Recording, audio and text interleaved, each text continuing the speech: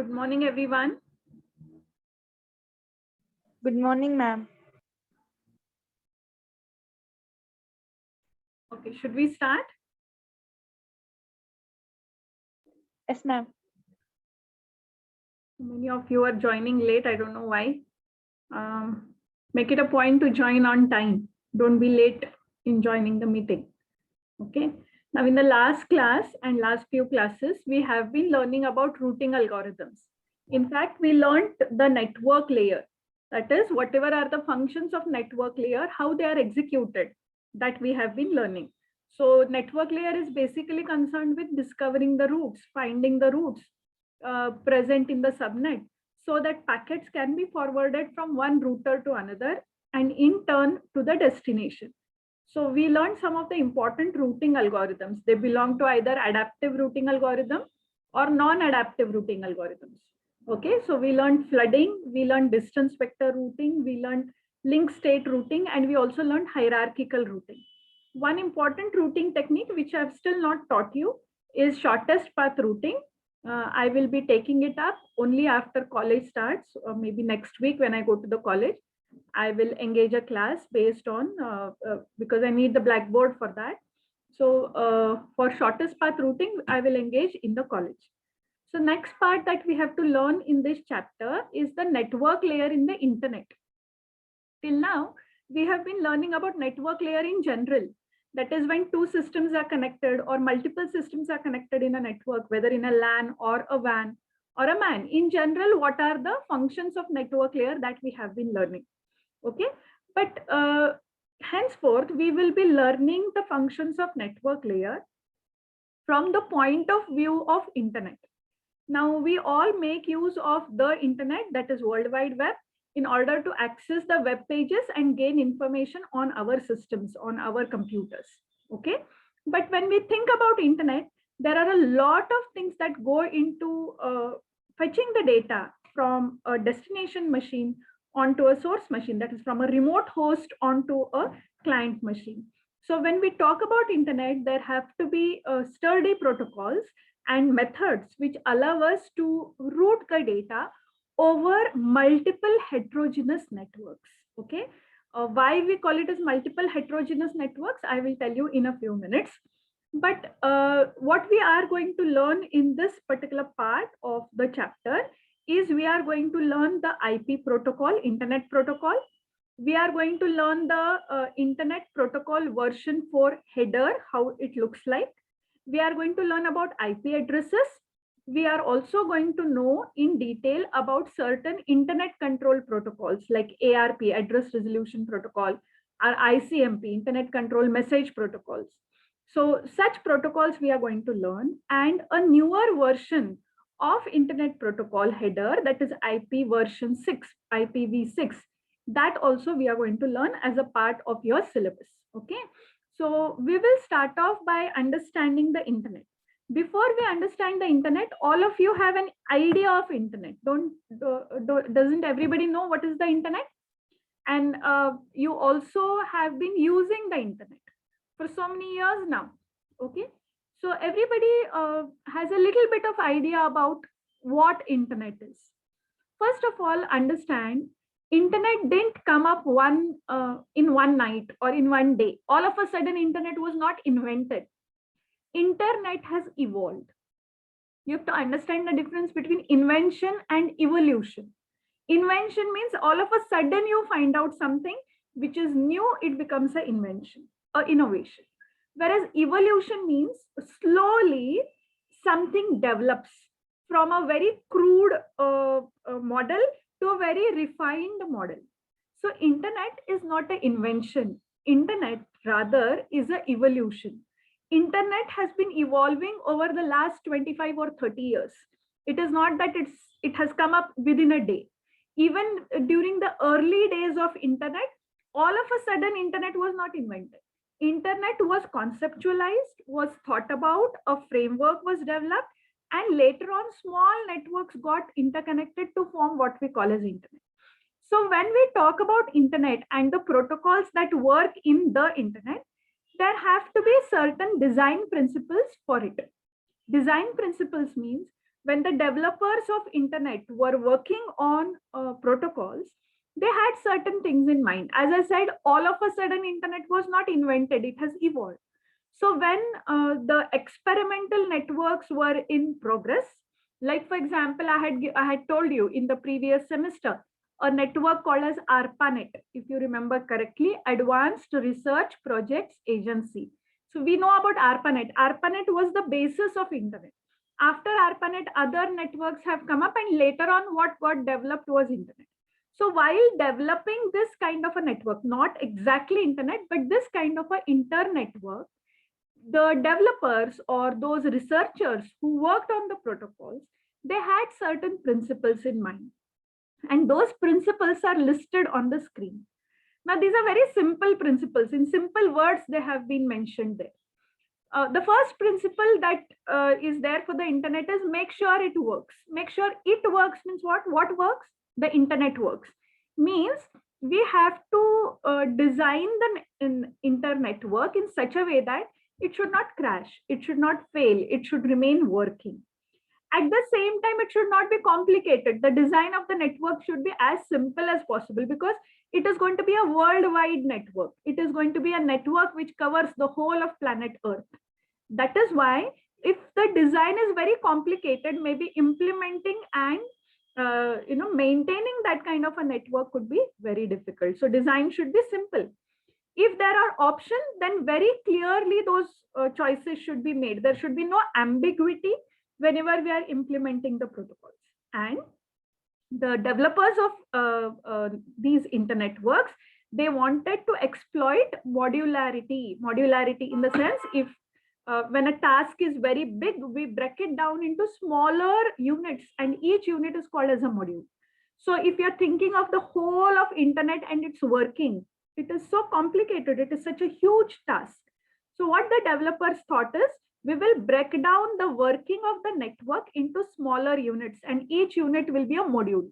Like that, they thought of a layered approach. What we know about TCP/IP reference model is nothing but the layered approach in which they have exploited, they have tried to explore modularity, that is divided the networking task into different layers. Okay. Also, the designer said that we are going to interconnect different networks together, and each network can work in its own way.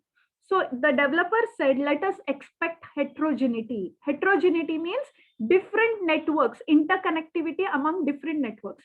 Homogeneity means similarity. But when we are talking about internet, are all the networks all around the world going to work in the same way? No, they're going to work in different ways. Each network may have its own speed. Each network may have its own methods for error detection. Every network may have its own frame format.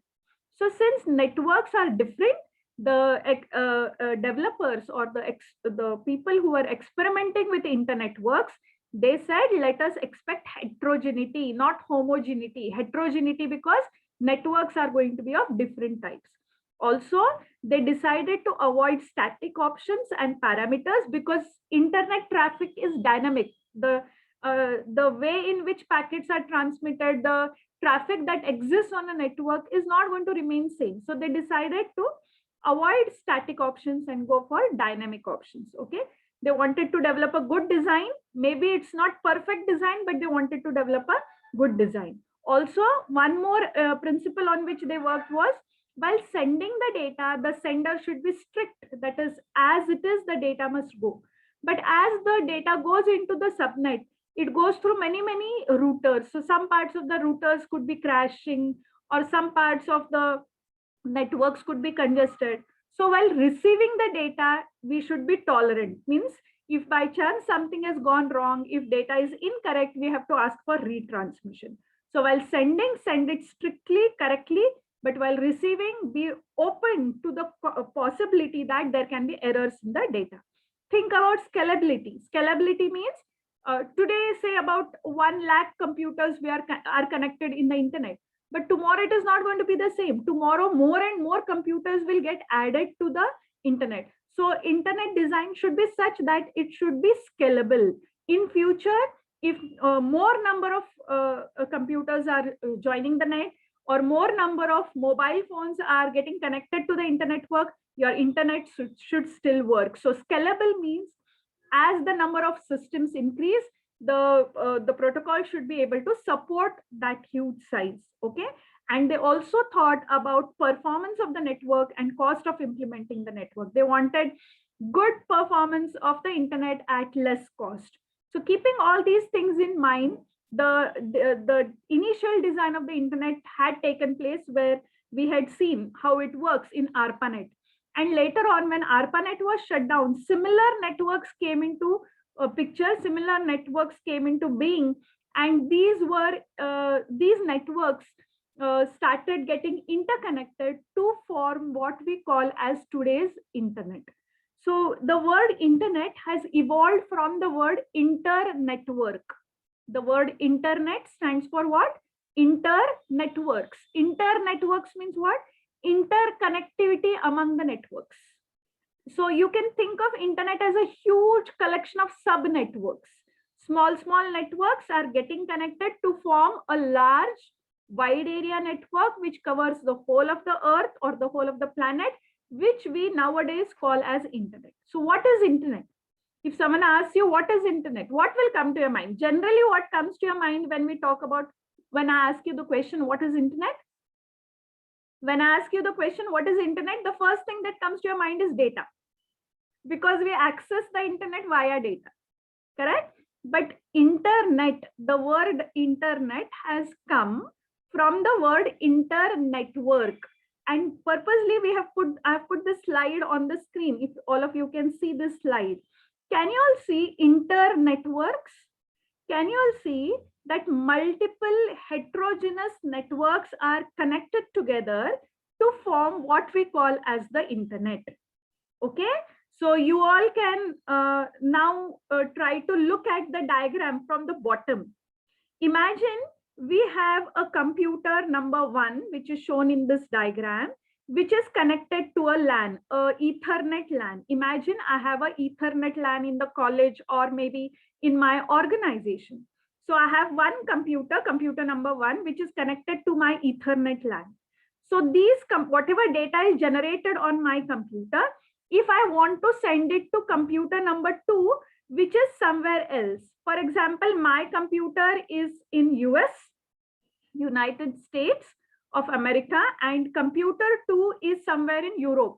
Okay, so if I want to send my data from computer 1, which is in USA, to computer 2, can you see computer 2 in the diagram? Host 2 is shown here, which is somewhere in Europe. Then how would it be transmitted? You have to understand that small networks like maybe LANs, local area networks, which are Ethernet LANs, may be connected to routers. For example, a local router, for example, A, as is shown in this diagram. A in turn could be connected to a little larger network, a regional network. For example, if you're thinking about India, maybe I have a LAN in my college, which is connected to a Belgaum level router, which in turn is connected to a Karnataka regional network. So Karnataka could be a state which has got many routers. So my local router is connected to a regional router, which the regional router, via regional routers and regional networks, there could be a transmission line that connects me to the original and the very high speed network, which is generally referred to as a backbone network. So if I'm talking about United States of America, there can be a US backbone. If I'm talking about Australia, there can be an Australian backbone. And if I'm talking about Europe, all the countries in Europe, then there can be a European backbone. Now, what is a backbone? A backbone network is a large network which is made up of high-speed transmission line. That's why they are shown in dark colors here, which interconnect multiple parts of a country or multiple regions in a country. So you all can see the hierarchy. There is a US backbone, which in turn is connected to a regional network, which in turn is connected to a local network, which in turn is connected to a local LAN. So if I want to transmit my data, which is in, say, USA in one LAN, and it has to go to Europe, so I would be connecting it to a local router, which in turn would be connecting it to a regional router, which in turn would be connecting it to a US router, and via huge transmission lines, it could get connected to a European backbone. So Europe has got its own backbone network, a very strong network, which is made up of high-speed transmission lines and huge routers. So I may get connected to a European router, which in turn will get connected to a national network. Maybe I'm trying to send it to, say, Italy, to a computer in Italy. So it will get connected to the set of routers in Italy, which in turn will connect it to a local router in Italy, and which in turn will send it to host B. Can you all see that multiple networks are now getting connected together? It could be a Ethernet LAN, it could be a token ring, a ring network. It could be there could be many other types of networks. So there are going to be routers at local level, at regional level, maybe at national level, and even at international level. So when there are routers and transmission lines at international level, they will get interconnected. And via this interconnection, I'm able to transmit the data. So the internet is nothing but a collection of heterogeneous systems. They are also known as autonomous systems, AS. They are also known as autonomous systems. Okay, so each maybe a continent or maybe a country has got its own backbone network. Why it is called as backbone? Because it is the one that supports the whole of the country. So it has to be really sturdy. It has to be strong. If the backbone is not strong, what is going to happen? Can we stand erect? Can we stand straight? No. So backbone is like, it gives strength to our body. Like that, the backbone will give, a backbone network will give strength to the whole of the networks that are there in a particular country. So these backbone networks in turn are connected to other backbone networks to give rise to what we call as the internetwork. Can you see we have a network here, a Ethernet, which is connected to a regional network, which is connected to a US network, which in turn is connected to a European network, which in turn is connected to a national network. And then this is a very small picture of the huge internet. Can you all see collection of sub-networks? Small networks are put together there. If such a network exists and it covers the whole of the planet, that is called as the internet. So internet in short stands for the word internet comes from the word internetwork. Generally, when we ask students to write a short note on internet, they will write only application from the point of view of application. Internet allows us to send emails. Internet allows us to chat. Internet allows us to view web pages. Yes, but how does the internet work? Basically, internet allows you to, internet is a collection of sub-networks, multiple small networks. Heterogeneous networks are interconnected to form what we generally refer to as the internet. Now, once we know this, this infrastructure, this collection of sub-networks exists, then maybe your data could be a mail, your data could be a message in a chat, your data could be a web page, your data could be a photograph that you're trying to share with your friends. It could be anything. You're not looking at it from a point of view of application. Rather, you're looking at it from the point of view that multiple networks are connected together to form what we call as the internet. Now, if you look at this diagram that I have put up on the slide, one thing becomes very clear. There is a lot of heterogeneity. Now, a lot of heterogeneity means there is Ethernet, there is a ring network, there could be, optical networks, there could be SONET, there could be other protocols that we are using. So heterogeneity is very high. And if the machines are, if the networks are heterogeneous, then it becomes even more important to ensure smooth communication over heterogeneous networks. To ensure that, we require protocols which will ensure that data will move through these subnetworks. For instance, if your data has got generated at host 1 source, it has to first go to this router A, then to the regional router, then to the US backbone, then to European backbone, then to the national network, then to B, and lastly to host 2. So it has to move through so many sub-networks. Can you see the sub-networks now? Since it has to move through sub-networks and there is going to be a lot of heterogeneity, we require protocols which will work even in such heterogeneous environment. And the one important protocol which pins this whole of the internet together is Internet Protocol, IP. What we refer to IP is a protocol which is working here. It is working over this regional network. It works over the US backbone. It works over this European backbone, national network to be. So throughout, once your data leaves your system, once it has gone out of your laptop, it goes into the World Wide Web. I mean, it goes into the subnetwork. It goes into the subnet. And once it goes into the subnet, it has to be forwarded from one router to another.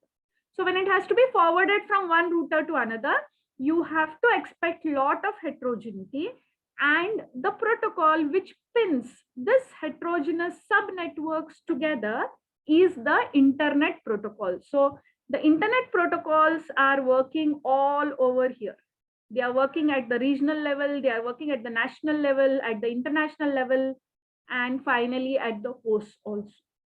Okay, so which is the protocol that brings this whole interconnectivity or internetworks together?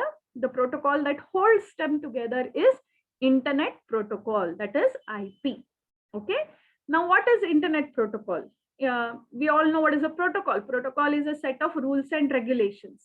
So Internet Protocol is a set of rules and regulations which ensures that your data is sent in the form of packets which are generally termed as datagrams. In the internet, we don't use the word packet, rather we call them as datagrams.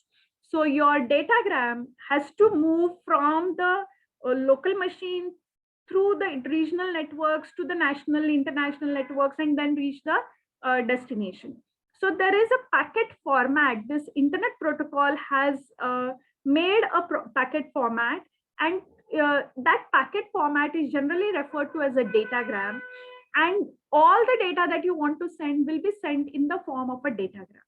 Now, how this datagram looks, what does it contain, we are going to learn next. But if you have any doubts in what we learned just now, you please let me know.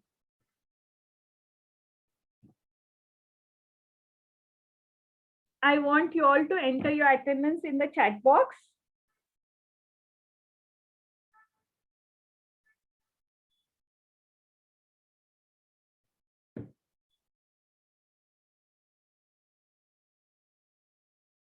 If you have any doubts, raise your hands and ask me.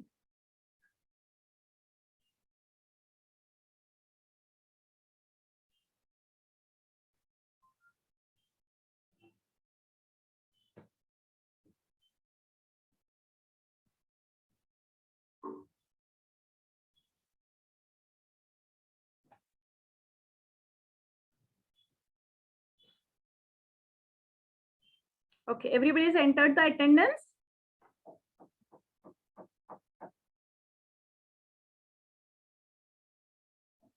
All right, now I want you all to have a look at this particular header, which is called as the Internet Protocol version 4 header, IPv4. V4 stands for version 4. This is in use even today.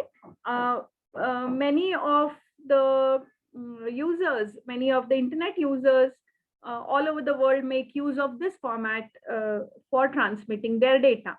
So can you all look at the internet header that is shown on the slide?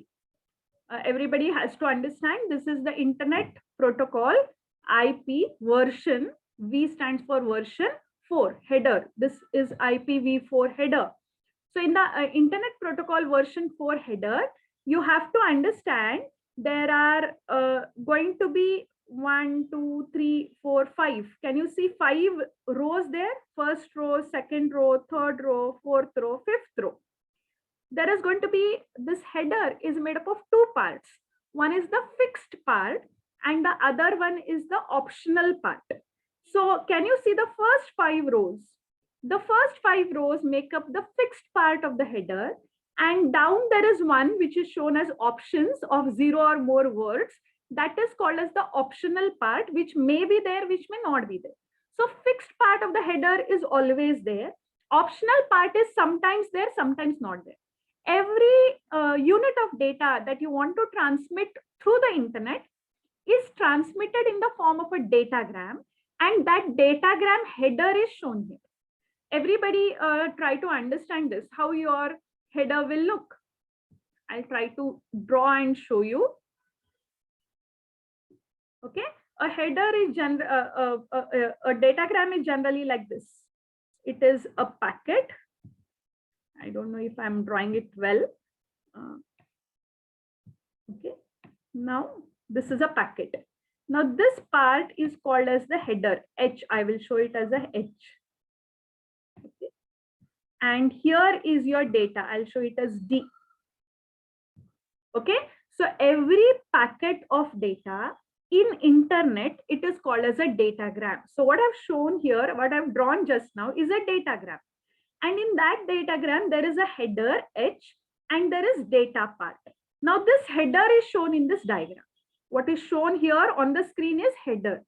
This header is made up of 5 words of 32-bit each. Word in the sense group of bits, group of bytes is called as a word. So there are going to be 5 rows, no? 5 words of 32 bits each. 32 bits means how many bytes? How many bytes make one byte? How many bits make one byte? 8 bits, correct? 8 bits make one byte. So 8 fours are 32. So in one row or in one word, there are 4 bytes. Like that, 5 rows means total how many bytes?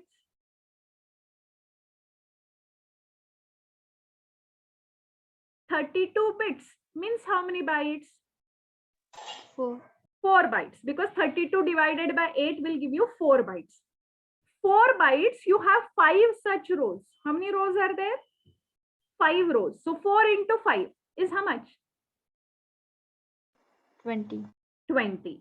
That means your IPv4 header fixed part is 20 bytes and optional part is generally not 100%, but generally it can be up to 40 bytes. 40 plus 20 will make it 60 bytes.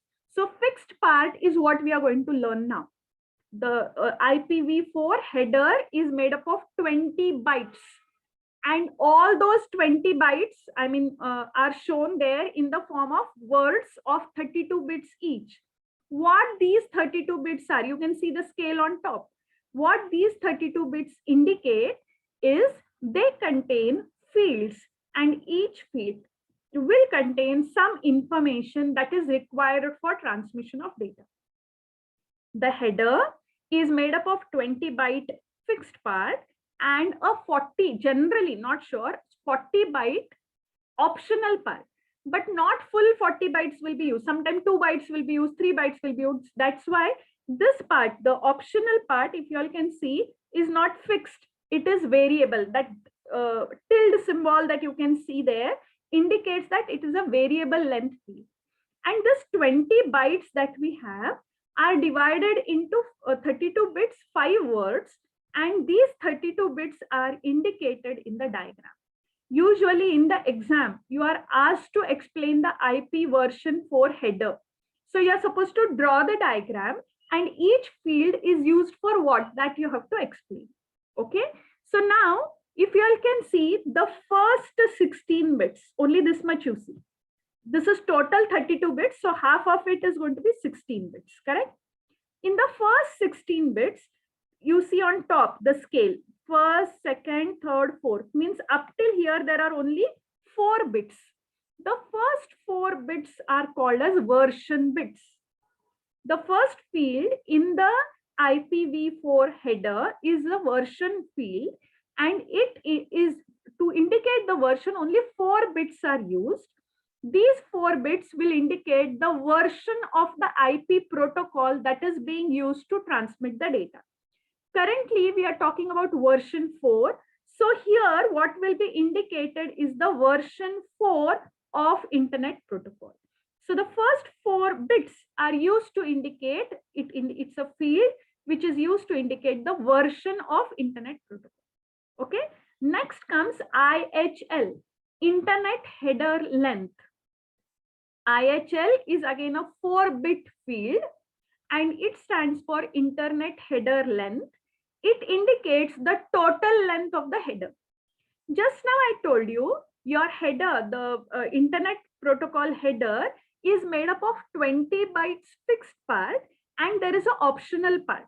Now that optional part is, so 20 bytes is fixed. Optional part could be 5 bytes, it could be 10 bytes, it could be 12 bytes. So what is the total length of the header? That is indicated using this field, which is called as IHL, Internet Header Length field. For example, let us imagine the optional part is of 4 bytes. So what will be the total length of the header?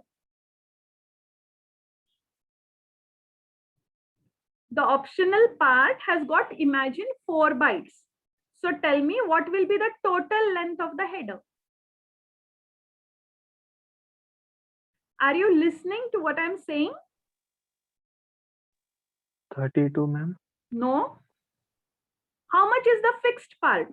Fixed header part is how many bytes? 20. 20. Optional part is how many bytes? I gave you just now in our example. Fixed part is 20 bytes. Optional in my example is 4 bytes. So total will be how much? 12. How 12? 24. 24 bytes. Use your common sense. The header is made up of some fixed part and some optional part. Now that optional part is not fixed, its length can change. Sometimes it can be 4 bytes, sometimes it can be 10 bytes. So that we want to know what is the total length of the header. That is indicated by IHL. So imagine, we'll take one example. Right now, the fixed length of the header as usual will be 20 bytes. And imagine the optional part of the header is 6 bytes. So what will be the total length of the header? 26. 26. Now you people are understanding? One part is fixed. Yes, ma'am. The first 5 rows are fixed. The last part where it is shown as optional, no, that can change. It can contain 10 bytes, 12 bytes, up to 40 bytes it can contain. Okay. So in my example, I took the optional part to be 6 bytes. So what will be the total length of the header? 26. What will be the total length of the header? You people are understanding? So that total Yes, ma'am. length of the header is indicated using this field, which is called as the IHL field. So IHL field is giving us the total length of the internet header. Okay. There are so many other fields which I want to teach you because this is a very important part for your exam. But I want you to pay attention. If you people are not paying attention, then there's no point in taking this class. Many of your classmates have already left the class also. They're only waiting for attendance, I think. Isn't it? That really, I really feel bad sometimes. What is it? You people are not interested to learn anything? Not interested to learn? Interested, ma'am. Just for attendance, some people are there. The moment I take attendance, they are leaving. How bad does that feel? I really feel bad.